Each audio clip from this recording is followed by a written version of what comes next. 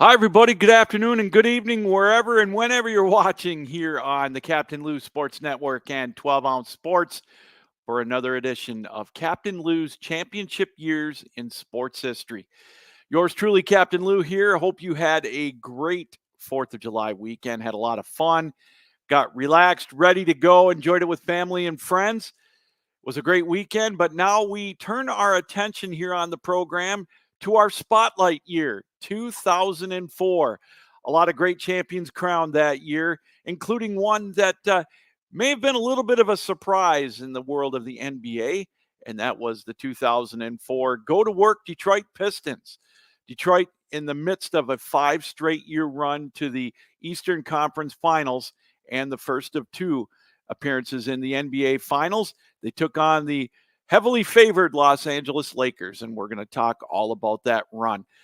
Joining us to talk about that in a few moments will be a special guest, one that we've had on our show numerous times on the Captain Lou Extravaganza. He's a basketball expert, savant, whatever you want to call him. He's been a coach. He still is, as a matter of fact, here in the Michigan area. And he knows a lot about baseball or basketball, knows a little bit about baseball too, but his forte is basketball, and can't wait to bring you the conversation we had with Coach Steve Finamore, and that's going to come up in a few moments. The Captain Lou Championship Years in Sports History podcast is brought to you, as always, by tickets.12ouncesports.com. We are indeed a ticket broker with baseball season in full steam here in July. You want to go to a ball game, Major League or minor league baseball, there's no better place to go to get your tickets than tickets.12ouncesports.com. And when you're there, use the promo code 12ounce and you'll get an even better discount. That's tickets.12ouncesports.com. And of course, we are brought to you by the official coffee of the Captain Lou Sports Network and the Captain Lou programming. That, of course, javicoffee.com. Make sure you check them out at javicoffee.com. They've got the best in instant coffee, all the flavors. You could drink it hot or cold. And when you go there, use the promo code Captain Lou at checkout, and you'll get 15% off of your purchase. That is Javi Coffee at javicoffee.com. The 2004 Go to Work Detroit Pistons, they're our spotlight in the month of July here as we spotlight the year 2004 on Captain Lou's championship years in sports history. We're going to take a look at them and a whole lot more with our special guest, Steve Finamore, right after this, here on Captain Lou's Championship Years in Sports History on 12 Ounce Sports. Hi, everybody. Captain Lou here from 12 Ounce Sports and, of course, the Captain Lou Extravaganza and Captain Lou's Championship Years in Sports History. Hey, if you're like me, you love to go to ball games, baseball, football, basketball, whatever, minor league baseball, especially this summer. There's nothing better than a Saturday night game, Major League or minor league baseball, Sunday afternoon. I've got the place for you to go to get those tickets for those games. Tickets.12ouncesports.com. We are a ticket broker, which means we don't charge you the exorbitant fees that you might see on some of those other secondary markets. Hey, if there's a concert you want to go to this summer, tickets.12ouncesports.com. Use the promo code 12ounce as well, and you'll get a better discount. Tickets.12ouncesports.com. It's that simple. Can't say it enough. For the best prices on tickets this summer, make sure you go to tickets.12ouncesports.com. Welcome back to Captain Lou's Championship Years in Sports History here on the Captain Lou Sports Network and, of course, 12 Ounce Sports. And with it being July of 2024, how we do it here on the program is we pick a different year each month, as we mentioned. So we're going to go to 2004, and we thought we would talk about the Go to Work Detroit Pistons, who, gosh, it's hard to believe it's been 20 years since they won that world championship. As we thought we would bring in a guest of the program. You've heard him on the Captain Lou Extravaganza talking NBA and college hoops, always full of knowledge. It's such a great time when we can have him on. The coach, Steve Finamore. Steve, welcome to the show. How are you? Hey, Lou, I'm doing great, man. It's a pleasure to be here and looking forward to chatting about the Pistons from 2004 with you. Yeah, it was an interesting year that year. Obviously, it wasn't a team that was a dominant team in the regular season, but I want to go back to the year before that, Steve, as in 2003 in the playoffs, they finished that year, I believe they were 52-30, and the one stat that, well, there was two things that stood out to me about that year. Obviously, they had the lowest record or the worst record of a number one seed since I think the Portland Trail Blazers of 77. And they also, in that year, in that final year, was the only year that two old ABA teams made it to the finals, the Spurs and the Nets. And just a couple of crazy stats from that year. Yeah, that was a weird year. A couple of things stood out to me when you and I had mentioned this a few nights ago. I went back, obviously did a little research to refresh my memory, and I just remember, the Pistons getting rid of their coach, and the Nets swept them in the playoffs, I believe, right? Yeah, they did. That was, it was funny I think they had the Bucks in the opening round of that playoff, if I'm not mistaken, and they almost, or no, I beg your pardon. It was the Orlando Magic went up 3-2 on Detroit, and they were talking like the series was over, and Detroit stunned them in that 7 games. And then, of course, like you said, Detroit got swept, and then, Rick Carlisle got shown the door right after that. It was kind of crazy, and he ended up in Indianapolis or Indiana. That was amazing. I remember watching Rick Carlisle coach those teams, and Carlisle's turned into a really good coach. He was a solid player. Just everything is about doing the right things and not really kissing anybody's behind. Mm-hmm. But when you talk about the playoffs, the Nets were really good too. They had Jason Kidd, Richard Jefferson, Kenyon Martin, and those guys, and that was a great series. But the next year, like you say, 2004 was awesome, man. That season, and Larry Brown, of course, we all know, took over for Detroit, and he got fired as well, I think by the 76ers, if I'm not mistaken. So it's crazy, kind of deja vu all over again with the Pistons at 24, 25 or whatever, getting another coach that just got fired from a team earlier this year. So it's set up for an interesting offseason. And Steve, a cool thing looking back on it, some of the players on that 03 team for Detroit included Danny Manning. And of course, he retired right after that year, but I forgot he was on that Pistons team. Yeah, it's funny the way these guys change teams today. Everyone talks about how they jump from team to team. They used to do that a lot back in the day too. People, with no social media and 24-hour sports round the clock. Sometimes a guy changes teams. You never really heard about it until you look back. You're like, wow, Danny Manning was on that team. And I was looking at that 2004 team. Darvin Ham was on that Pistons team. Yeah, and we all know it just happened to Darvin Ham, in LA. But yeah, I was looking at the roster too. Pepe Sanchez was on that Pistons team. Remember Pepe Sanchez? Oh, I sure do. There's some crazy names, eh? Yeah, no doubt about it. So we get to the we get to the 2003-2004 season, for the Pistons, and you talk about some of the names they had.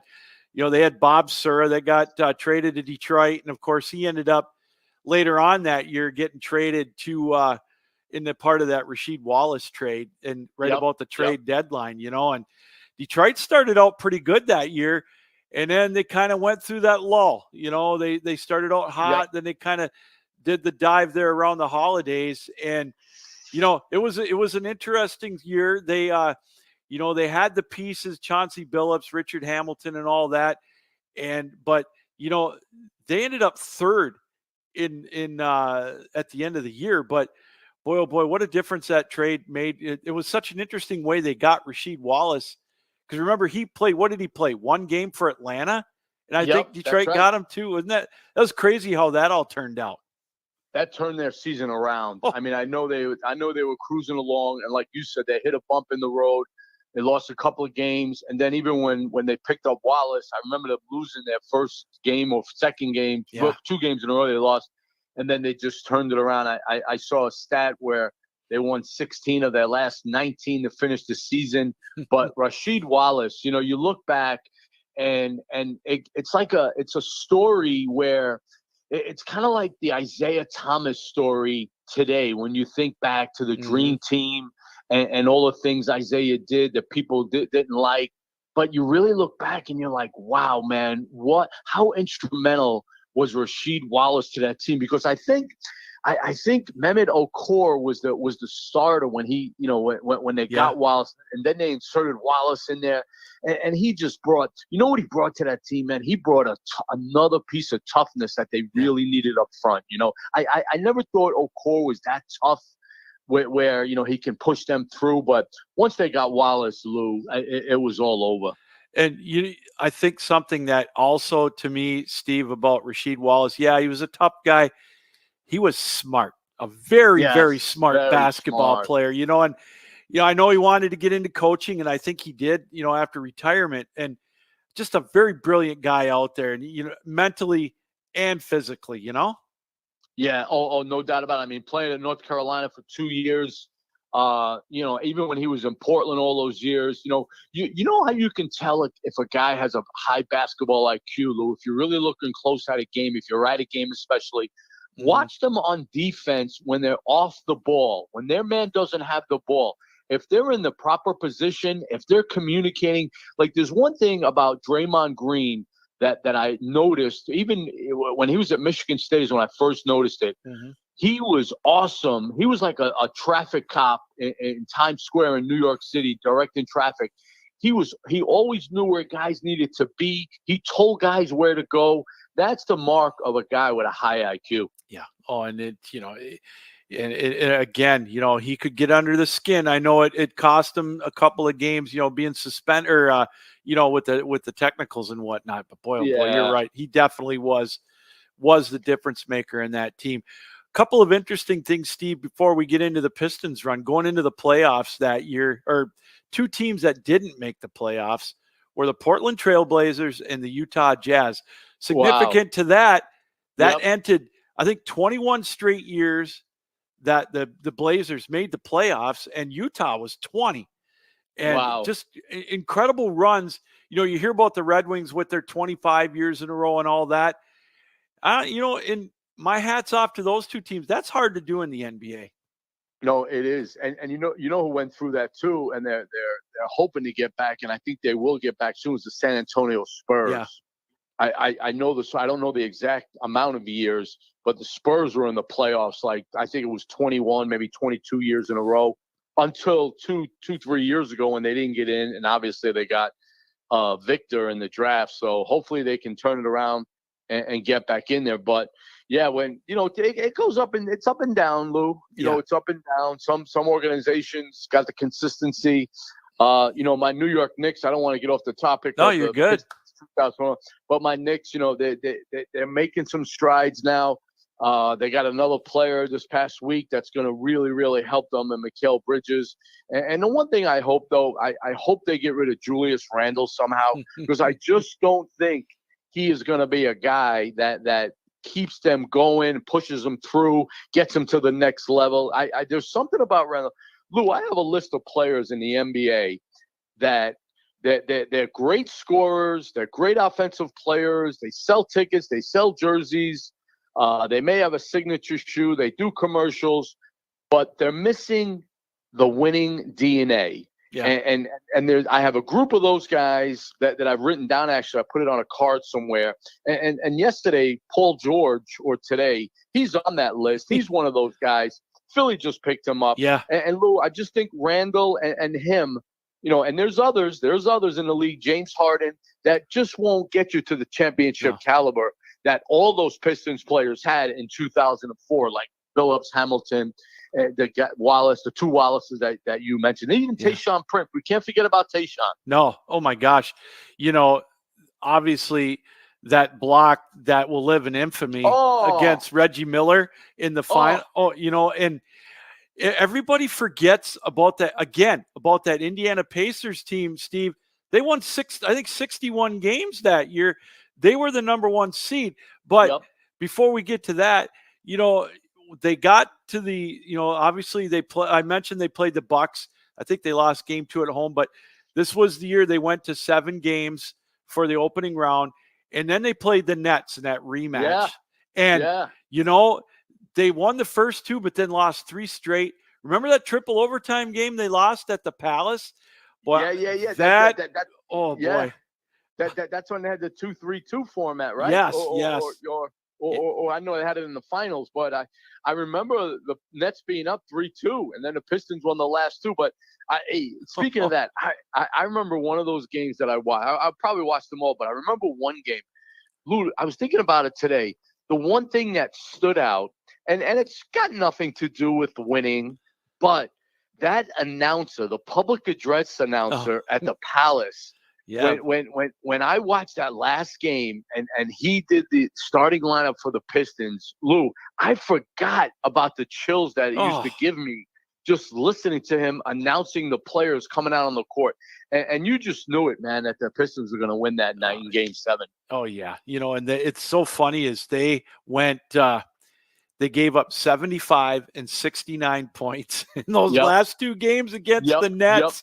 Holy cow. And, obviously we could spend an hour talking about how it's different now 20 years later. But, that was so crazy. And then, of course, we talk about, I think they held Jason Kidd scoreless in Game 7 of that. Holy man. And they did. I remember that. Kidd was getting a lot of criticism in the New York paper the next day. Could you imagine if social media was as relevant as it is today, and a kid like Kidd, and I don't even know what the social media situation was back then in 2004. If there really was, maybe there was Facebook and I don't even know. There wasn't or something. But there was no sports talk shows the next day criticizing guys like they do today. I mean, it's incredible. God, if you have a bad game, if you have a bad shooting game today, they go bananas. These people, all they do is just throw darts at athletes now. And I say to myself, wait a minute. Can a basketball player have a poor shooting night one day? What's the big deal?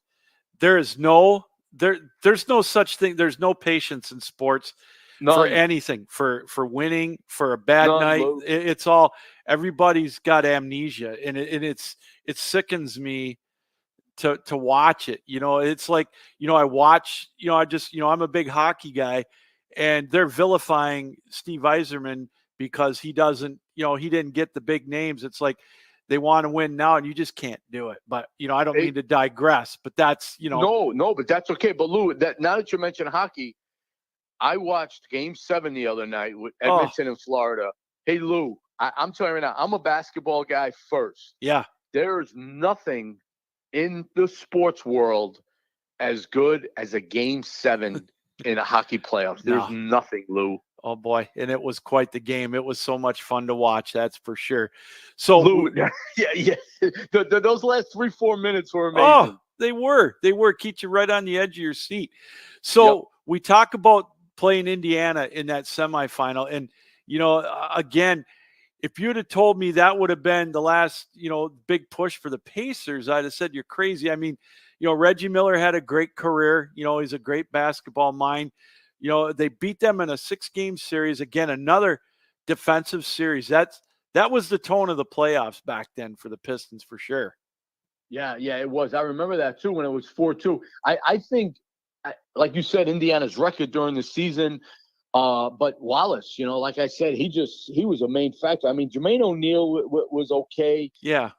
Meta World Peace was on that team, I believe. Jamel Tinsley was their point guard, but that was a great series. But that block, there's always one or two things. There's always one or two things that stand out from a series from years ago.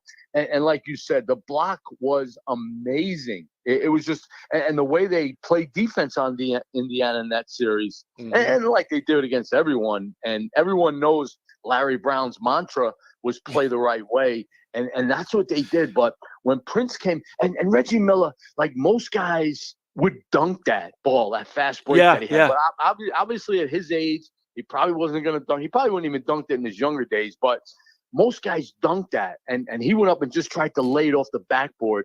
And Prince just came out of nowhere. And, I look at these scores of that series. Okay.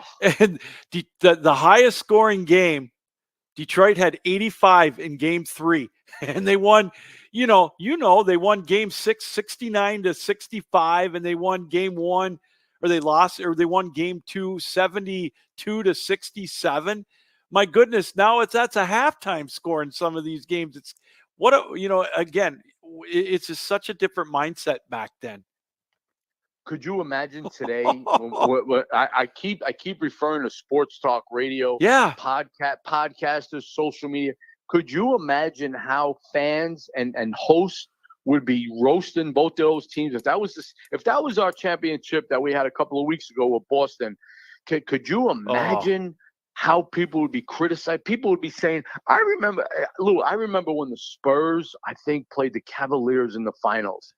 And I remember people saying how boring it was because the scores were low.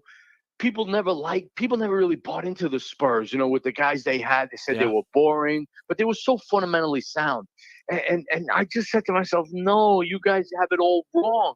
So with those amount of points that were being scored, could you imagine? I mean, what it would be like today with everyone talking about it? Oh, I know. It's absolutely.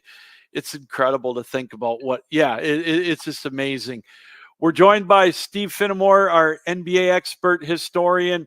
Always great conversation talking basketball with Steve.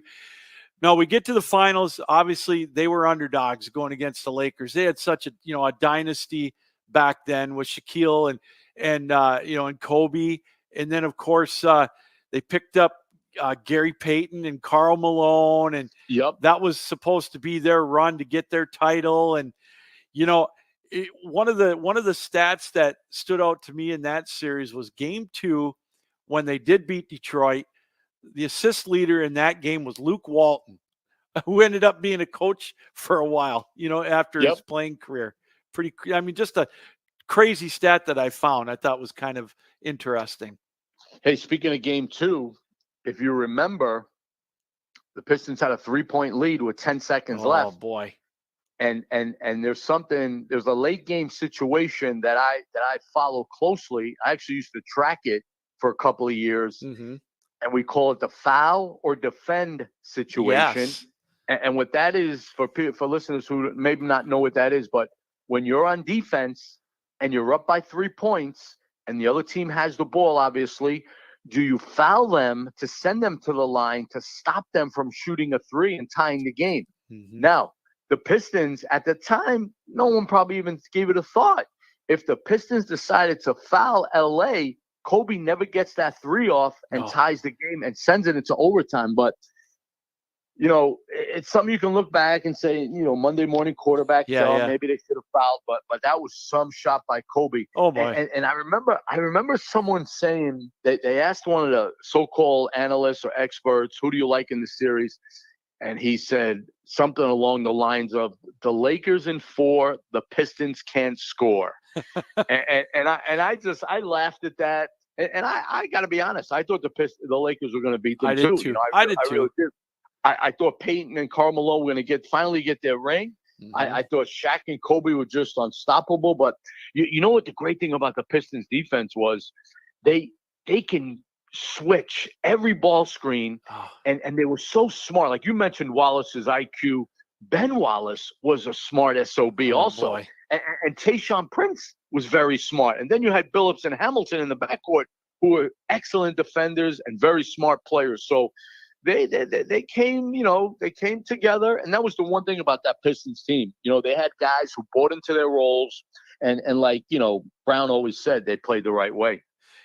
And I look back on that and I looked at the stats, and I can see Shaquille O'Neal's his facial expressions, especially after game 3, how frustrated he was because, like you said, the body that were being put on him by Ben Wallace and Rasheed Wallace and whatnot. I mean, Wallace had 22 rebounds in game 5.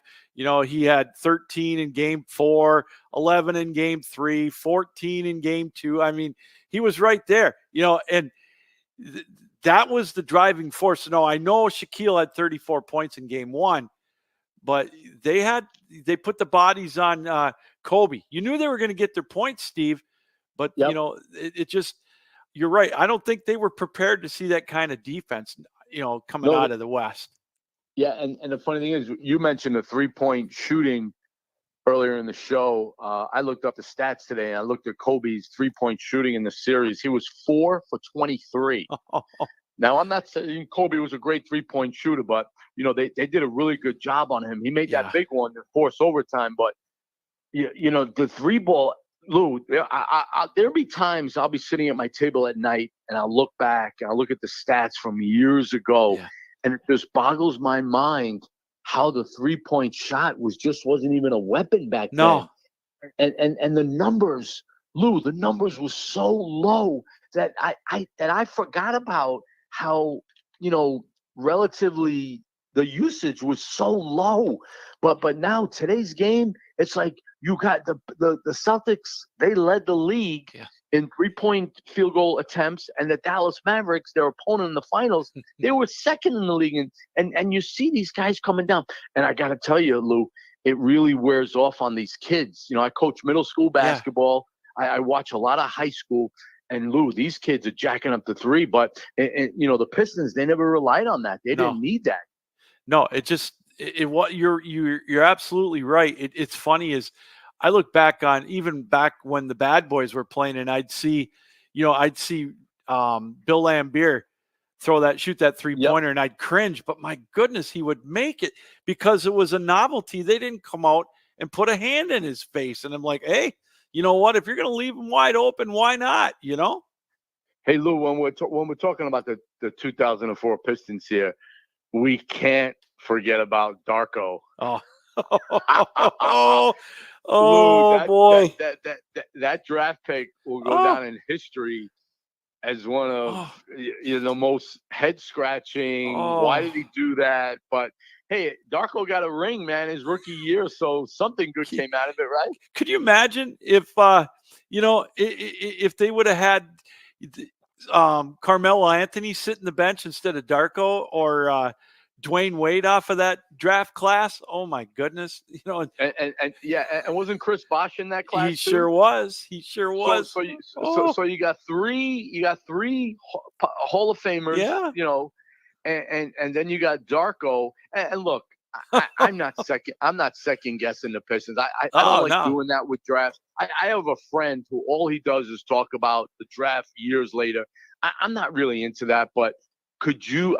I said to myself today when I was researching, I said we got to talk about Darko's selection. Oh God, yeah. And what didn't help him was playing for Larry Brown, because Larry Brown was notorious for not playing rookies and giving them a hard time. Oh yeah.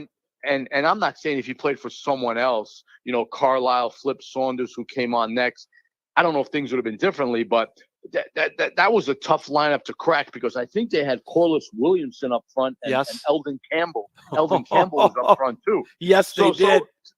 So it would have been hard for Darko to crack that rotation, but Lou, I hate to bring it up for the Pistons fans, but that 2004 draft, 2003 draft will go down in history. Well, you want to know what's funny is and I remember this, and I looked it up too the other day. They were kind of ahead of their time, because if you think back, they had 3 draft picks that year, 2 in the first round, 1 in the second. Darko, Carlos Delfino from Argentina, and Andres Glinadakis from Greece. Nobody from the States. And so, now that's commonplace, but they didn't take anybody from the United States. And it's gotten really, really crazy now with the international players from the other night's draft. A friend of mine told me the other night, we were texting during the draft, and he really thinks in a couple of years, all the selections in the first round, not all of them, but half of them are going to be international. And Lou, I don't know about you, but I like the format that the NBA went to, having 2 days of the draft. Because I'll tell you, in the past, that second round would keep you up past 11 o'clock, 11:30. And I just thought it got so boring. I actually watched the next day, round 2, because I wanted to see where Bronny James would go. But, hey, one point about Larry Brown, I gotta tell you this. He's my all-time favorite basketball coach, and I've always loved Larry Brown. And second, he only spent 2 years with the Pistons. Yeah. They were 54 and 28 both years, and they went to the finals both years. Yep. I mean, let's not forget the next year after 2004, they made it to the finals again. Yeah, and you can argue about referee calls all you want, I know. and that game 5 or whatever it was, game 6 or whatever. Yep. Yep. It's just like the phantom foul on Kareem in 1988. So, but hey, you know what? The way I look at it, Steve, is Detroit got there back-to-back years, and as Yep. any Piston fan in this generation, they would take that right now and run with back-to-back final appearances. Yeah, the one problem with Brown, and everyone criticizes him for, and they always throw it at me, is he always bounced around different teams, and I'll never forget when he went to the Knicks the next year. I was so excited, Yeah. and I was actually working in New York. I was coaching at St. Peter's College, and I actually got a chance to go to one of his practices. Oh wow! And I tell you what, Lou, I was in heaven. I couldn't believe it. I couldn't believe I was watching my idol out there, and I got a chance to talk to him. And you just think back, and you're like, wow, man, 2 years in Detroit, 54 and 28, both years, finals appearances, one championship, of course. Yeah. And it's just amazing. Like, and Lou, listen, you can say all you want from the outside. Oh, it's easy to coach this team. It's easy to coach that team. It is so hard. I mean, you look at the Los Angeles Lakers right now. Oh. What Darvin Ham had to go through, what Monty Williams had to go through. This isn't easy, man. This is not easy. This is hard. Coaching is hard, especially at that level. But Larry Brown went in there with all those personalities, and then when I really think the North Carolina connection. Yeah, with Rasheed Wallace and Larry Brown, I think that really helped them too, because I think Wallace really, really respected Larry Brown. So I got to ask you a question. I know we're going to get off topic real quick with this question, but I got to ask you this about right now with the Lakers. Okay, they drafted Bronny James, and they get all this with JJ Redick and whatnot. It just, to me, this to me is kind of a slap in the face to Laker history, and I'll tell you why. It's because this is like a nostalgic season, and to me, they're not playing for a championship. Maybe I'm wrong, but I just think guys like Kareem and Magic, and God rest his soul, Jerry West, they got to be. This did not seem like a draft to build them a championship. I think they're placating them, and it's almost like they're playing to put asses in the seats. Am I wrong here? This is really, it's a broad topic, and you just mentioned a couple of Laker greats. Let's not forget about how is Kobe Bryant feeling about this right now. But Lou, this is how. Look, I'm gonna go down the middle here, Lou, and right. my wife hates when I do this, but no, I see things from both sides. Okay. I really, really do. I see the argument from both sides. I'm not leaning towards one over the other, but here's the thing, Lou, and I meant to do this the past 2 nights I'm sitting here at my table. I meant to go back to every draft in the last 10 years and see who the number 55 pick was in the draft, and see if they made any kind of impact, if they played. And I just want to say, I watched Bronny James play 4 times last year. 4 times I watched him play. And I really enjoyed watching him play. Okay. He shared his number one passion is sharing the ball. He comes down and he looks to distribute the ball. Okay. Here's my things, Lou. Number 2, he's gonna be a 12th man, if that. And he'll be in the G League often. He'll be playing in the G League for sure. Now, my thing is LeBron going to give JJ Redick, heat for putting him in the game? Now, then I think that becomes a problem, because there's guys like, you got a guy like Max Christie on the bench, and there's a couple other guys that play his position probably. How is that going to look? You know what I mean? So I think LeBron James has earned enough equity to have a little bit of say in this. I really do, man, because I don't think. I know LeBron gets a lot of heat. I know he gets a lot of accolades. But, Lou, what this guy has done for the game, man, is just incredible. So I get it from both sides, Lou. I really do. Fair enough. That's I totally get it. I look at it as a legacy pick, but you bring up some fair points. It's you know what? That's a great idea. I think I'm going to do that too tonight when we're done. When I'm sitting on the couch watching TV with my wife, I'll go on my computer and look at those 55th picks from the last decade. That'll be. Yeah, and Lou, here's another thing with nepotism. I hear that a lot Oh boy. the last couple of nights. But see, here's the thing: coaches do the same exact thing, Yes. and no one says anything. Like the late Wes Unseld, when he was a coach, he hired his son. Mm-hmm. Bernie Bickerstaff hired his son, J.B. Bickerstaff. Yep. Now, those are just two off the top of my head that I can think of. Now, but like it happens in college. Phil Martelli hired his son. You know what I mean? Yeah. It happens. Coaches hire their sons.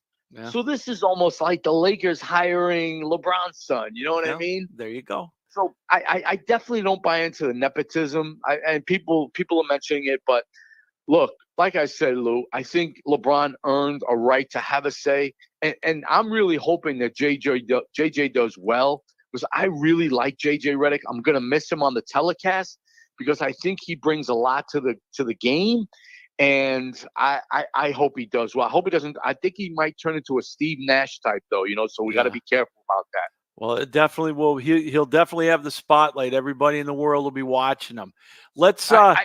Go ahead. Yeah, but I mean, Lou, let's not forget, when you talk about no experience, Doc Rivers and Jason Kidd had no experience, and they both got head coaching jobs. So it's been done before, and Steve Nash obviously, but we'll see. Let's see what happens. And I'll say this last thing that I've got about JJ, and a guy that I like to listen to, that I'm sure you listened to back in the day in New York on the radio, Mike and the Mad Dog. The Mad Dog. Yep. He said that whenever he was on the set with Stephen A. with JJ Redick, he said he never met a smarter basketball mind, because he did his homework and he did his, he was X's and O's. He's one of the smartest kids, or I call him a kid, younger guys coming up. So he thinks, that, and that says a lot. He's outspoken, but if you're smart, I mean, that's got to lend something. His podcast is gold. I listened to every episode he had, and it was gold. He was with LeBron James. Yeah. I don't know if you heard Mind the Game. I highly recommend it to anyone. If you really want to learn about the ins and outs of the game, I mean, he goes deep. It's not your normal podcast, talk show. Yeah. They talk basketball, X's and O's, and they talk about the mental side of the game and obviously the physical side of it. But they break down plays, they break down philosophies. You want to talk about basketball IQ. Even when Redick played, who thought JJ Redick was going to last 15 years in the NBA? Wow. You know what I mean? Yeah. It's like, so look, Lou, I hate to say this, but I know I mentioned coaching is hard before, but I don't think it takes a 20-year assistant coaching resume to get a head coaching job. Plus, he played all those years. He's been around a lot of coaches. Let's see what happens and let it all shake out. All right, let's spend a few minutes here talking about, like we promised, about the '84 champion Boston Celtics. Yeah. But you want to know, it's kind of ironic or whatever, is what's that? In '83, remember how they didn't fire him, but Bill Fitch quit because they had a change of ownership with the Celtics back then, and Casey Brown took over. So here we go. Casey Jones. That's right. Just like the Pistons 20 years earlier, the Celtics got beat by a very, very good Philadelphia team, if I'm not mistaken. They ended up winning the championship that year. But it was a little change in the way they did things with Bill Fitch gone, and he went to Houston about 3 weeks later to be the head coach, if I'm not mistaken. But they brought Casey Jones in, and you talk about a smart basketball mind. That was him, one of the most quietest coaches I think I've ever seen in my lifetime. When I started following the game in the early to mid 70s, the Baltimore Bullets were my squad. Okay. And they later became the Capitol Bullets, then the Washington Bullets. And Casey Jones led them. He was the head coach. He led them to the NBA championship, where they lost to the Golden State Warriors in '77. Or I believe it was 75, maybe. It was 75, 76, maybe, one of those years. And Casey, I knew about Casey Jones for years. And the one thing that I never liked about Bill Fitch by the way, he was Phil Jackson's college coach. Oh, wow. The one thing I never liked about Bill Fitch was he was like a militant, my way or the highway type. He is responsible for running Pistol Pete Maravich out of the game. Pistol came back. Pistol got picked up by the Celtics, and he played half a season. And then the following season, he came back, and in training camp, they said, stories have it, Bill Fitch ran him into the ground, verbally abused him. And Pistol Pete said, I don't need this. I'm out of here. And he retired, and he was never heard from again. So when I think of Bill Fitch, I was happy. And like you said, the Sixers team from that year was awesome, man. With Moses Malone and those guys, I mean, they were awesome.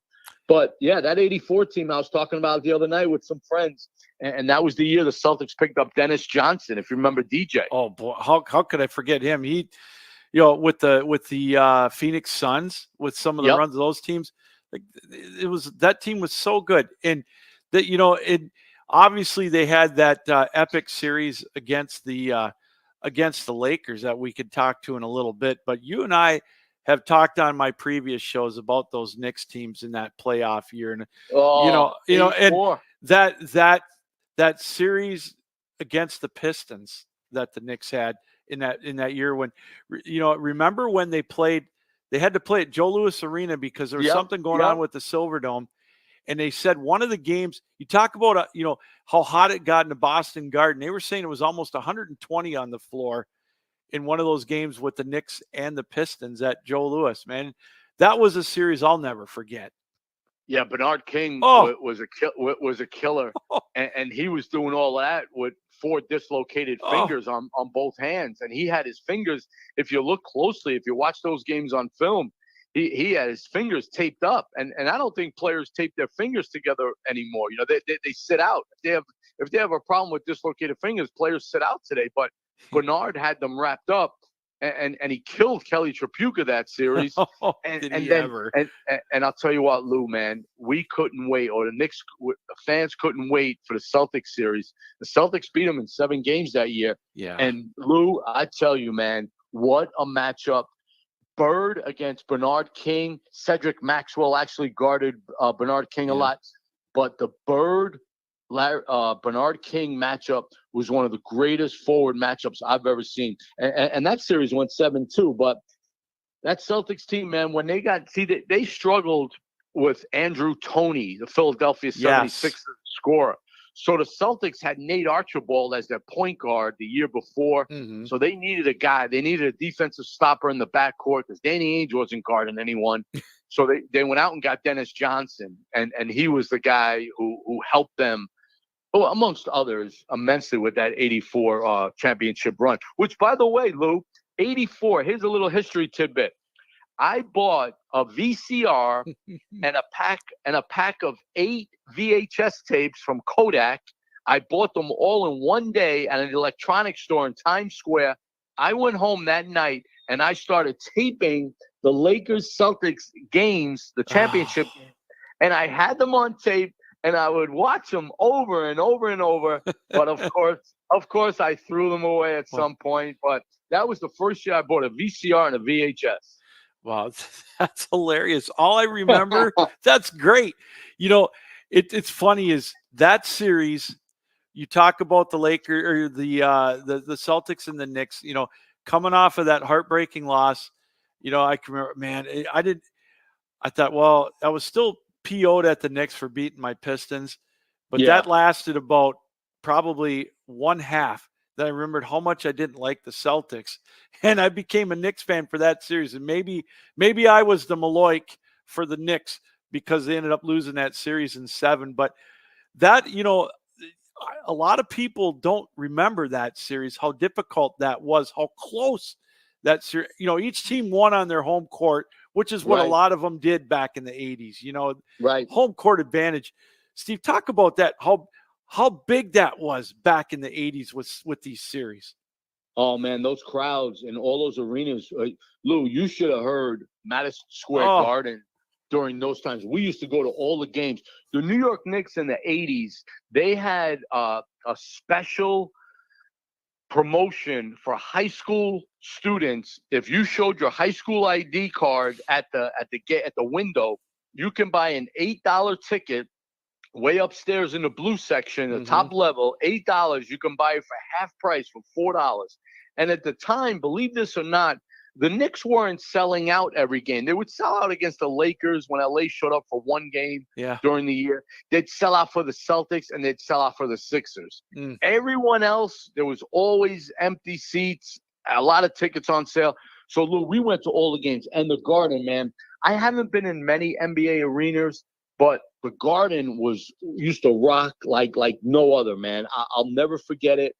The funny thing about that was after the Celtics beat the Knicks in that 7-game series, the Celtics went on and played the Bucks and kicked their butt. Yeah. Oh God, they did. That was weird. I was like, God, we could have beat this Bucks team, because the Bucks never really. They had some good offensive players, Marcus Johnson, Moncrief, and those guys, but they were never really a team that was going to break through.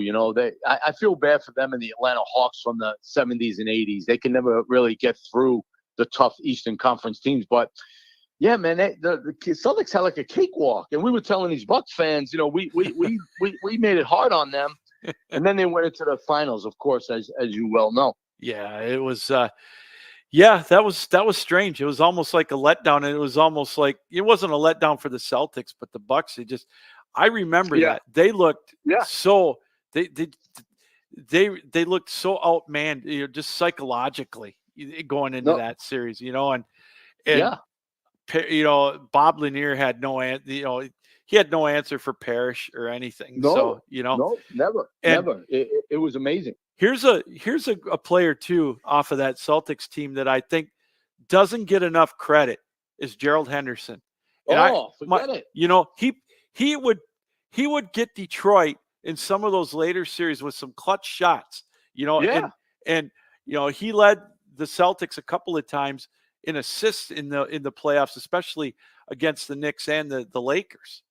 Hey, he came off the bench for Boston that year, and I always remember him being a spark plug. And he bought into his role, and he knew, hey, I'm going to be in the game at the end of the game. I don't know what game it was, which number it was against the Lakers in the finals, but do you remember when James Worthy, when the Lakers had a 2-point lead with about 20 seconds left, and the Lakers were bringing the ball up, and Worthy threw the ball away, right? Gerald Henderson stole it and went in for the layup and tied the game. And those are the kind of little things that Henderson did. And he applied a lot of pressure on defense, too. He was a tough little guard, and that really helped him, like you said. Game 3. I just saw it. He stole the James Worthy pass. That was good. 13 seconds left to force overtime. There you go. I'll never forget that. And who hits?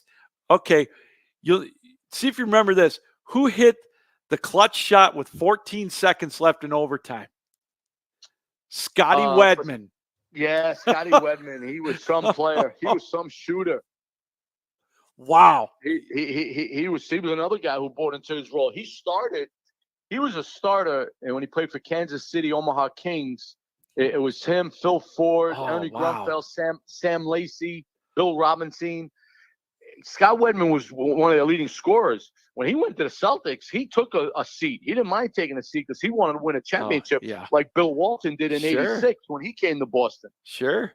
And then, of course. Look, Lou, you need those guys. Yeah. Like you look at this year's Celtics team. Al Horford is a perfect example. Yeah. Al just fits in. Drew Holiday, he's another guy. Yep. And I know he started, but he's another guy. Drew Holiday and Al Horford will do anything you want for the team to win. Yep. And with Wedman and Gerald Henderson, you needed guys like that were going to help you, win ball games. So we got to talk about the clothesline. Kevin McHale clotheslining Kurt Rambis. Yeah. And then, again, Larry Bird hits that shot, and then Magic misses the free throws, and and then ML Carr steals the pass, the inbounds pass. It's just, man, what a game that was. Hey, Magic, speaking of Irvin, he didn't have a great series. He made a couple of blunders, and I remember a writer or someone, a fan, or they gave him the nickname Tragic Johnson. because I remember he made a couple of bad things, and the free throw miss, you said, but that clothesline, that set everything off. Remember when Kareem got in Larry Bird's face and they were arguing with each other? Oh, I mean, that series, I think it was ML Carr who was quoted as saying, "It's a war now. It's a war." yeah. And Lou, going back to that book that I referred to earlier in the broadcast, Yeah.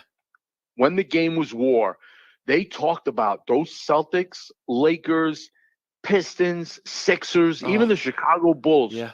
Lou, I'm sorry, but I don't want to be the old. I turned 60 last month. I don't want to be the old man that says, "Get off my lawn." Yeah. But I'm just stating facts here, man. And I get the game today. It's exciting, threes, this and that. Yeah. But Lou, I'm sorry. In that series alone, there was 8 Hall of Famers. In that series alone, there was 8 Hall of Famers. How many Hall of Famers were in the Celtics Mavericks series? But 8. And Kareem, Magic, James Worthy, and then the Celtics. We'll never see this. We'll never see that decade again, Lou. No. Sorry. No. And you want to know what's crazy about that series? That was the 8th time that those two teams met in the finals, and the Lakers or the Celtics that was their 8th straight series win. How great those franchises were back then. The Celtics were so dominant over the Lakers. They had their number all the way back, when they're back in the 60s and whatnot. It's amazing. Hey, I don't think the late Jerry West ever beat the Celtics in the finals. No, wasn't it your Knicks in the finals? Yeah. I don't mean to bring that up, but No. He beat the Knicks. Jerry West. How about this? Talk about podcasters, social media. Jerry West was 1-8 in the NBA Finals. Crazy. Could you imagine if he was playing today? Can you imagine if LeBron James was 1-8 in the finals? He'd get vilified worse than he already is. It's my crazy. God. And that's the one thing the players didn't have to deal with back then. Yeah. And we don't know how their mental state would be if they had to deal with all that stuff. You know what I mean? Yeah. But yeah, no, it was crazy. It was crazy. And Lou, I love watching the old games. I love going on YouTube. Yeah. The other night, not to get off topic, but the other night I was watching 1986 NCAA tournament, Michigan State against Kansas. Oh, yeah. And I'm watching that game, and I'm like, these guys are like men, grown men. Yeah. Isn't that well, it's again, we could spend an hour talking about this. They don't stay in the college game for more than 2 years. If they're halfway decent, they go pro, or now we got the portal, And some guys aren't even coming to college out of high school. Yeah, that's right. They're going for the Ignite, the G League, overseas. At different times, Lou. Times have changed. I want to wrap it up here. Now you talk about the Celtic team that won it, and I go back. Remember how they built it. Obviously, they had Larry Bird. It's if I'm not mistaken, Steve, he got drafted the year before, but stayed at Indiana State and played his senior year. And then, of course, the Lakers got Magic. But to me, the catalyst, I think, to really get that team going was that trade they made with Golden State. Oh, yeah. To get Robert Parrish. They traded their first pick, which turned out to be Joe Barry Carroll, or Joe Barely Cares, whatever you want to call him. And they ended up drafting Kevin McHale with that draft pick they got in return. My gosh, boy, Red Auerbach looked like he was a genius, but he looked even smarter back then. No, he found a way. Oh, he found a way in 1978 to pick Bird. He chose Bird, and he didn't care if he was going back, but nobody did things like that. No. And he went 6th in the draft, and he went back and played for Indiana State, and we all know how that turned out. Yeah.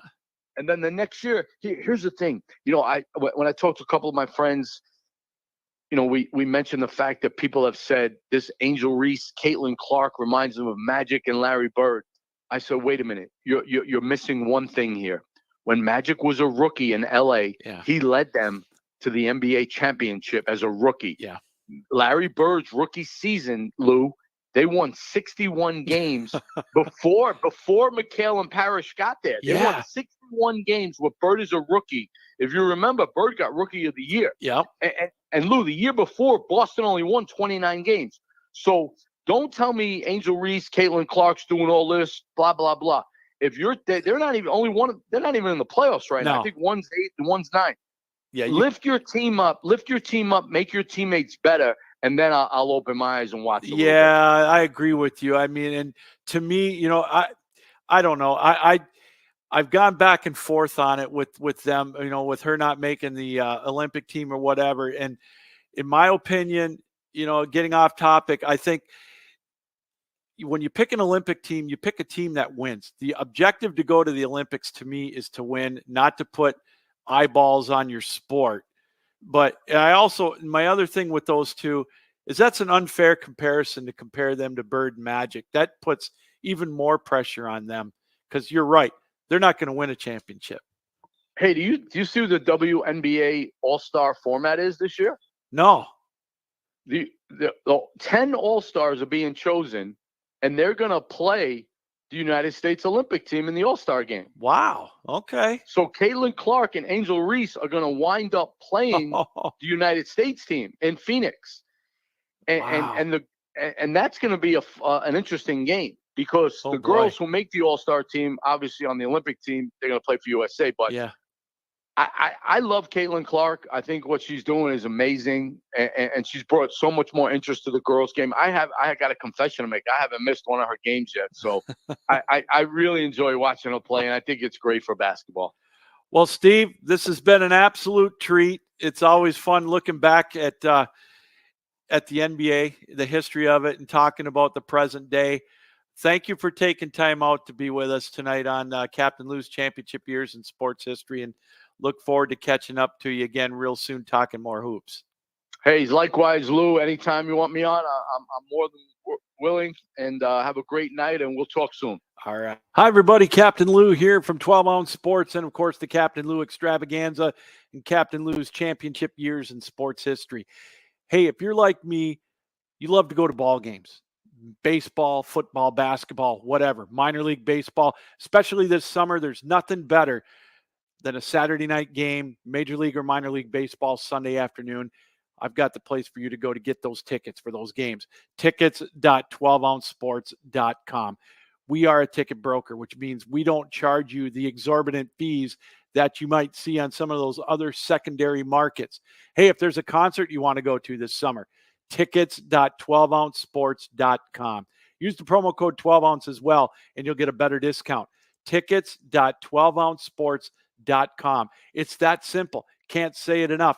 For the best prices on tickets this summer, make sure you go to tickets.12ouncesports.com. All right, everybody, that was a look back at the 2004 Go to Work Detroit Pistons, the NBA World Champions that year. And as we mentioned, they went into that series quite the underdog against the Los Angeles Lakers and won it in a gentleman's sweep, if you will. And if it weren't for a lucky three-point shot by Kobe Bryant at the end of regulation in Game 2, it definitely would have been a sweep. I say lucky because he had a hand in his face. It was a beautiful shot. It was just, very fortunate for the Lakers to get that one to go in. But the Pistons were indeed world champions. They went to the finals, as we mentioned, the following year and got beaten 7 games by another dynasty, that being the San Antonio Spurs. So we want to thank Steve Finamore, our NBA guest insider, historian, guru, whatever you want to call him. Always a lot of great facts. He's got so much knowledge when it comes to basketball at the college and the NBA level. It's always a treat, and some great insight on the 2004 Detroit Pistons, and a bonus look at a team that won it 40 years ago, the Boston Celtics of 1984. What a great time it was for the NBA back in the 80s with the Lakers and with the Celtics, and then the Detroit Pistons, Chicago Bulls, and also the Philadelphia 76ers. So we want to thank Steve Finamore for joining us and helping us take a look back at our first championship team of 2004, that being the Detroit Pistons. All right, that's going to do it for another edition of Captain Lou's Championship Years in Sports History, 2004 and the Detroit Pistons. Brought to you, as always, by Tickets.12ounce Sports, and, of course, the official coffee of the Captain Lou Sports Network and 12 Ounce Sports, that being Javi Coffee. If you go to jobbycoffee.com, you'll see all the great flavors. And make sure you use the promo code Captain Lou for 15% off of your purchase. Don't forget to join us again soon for another edition of Captain Lou's Championship Years in Sports History. And on Wednesday nights, join us as always for the Captain Lou Extravaganza, 7 p.m. Eastern Time, right here on 12 Ounce Sports and the Captain Lou Sports Network. This will be available on Apple Podcast as well, starting in a couple of days, so make sure you look for that. All right, everybody, until next time, Captain Lou saying keep your heads up, keep your sticks down, keep your feet moving, and as always, keep your minds open.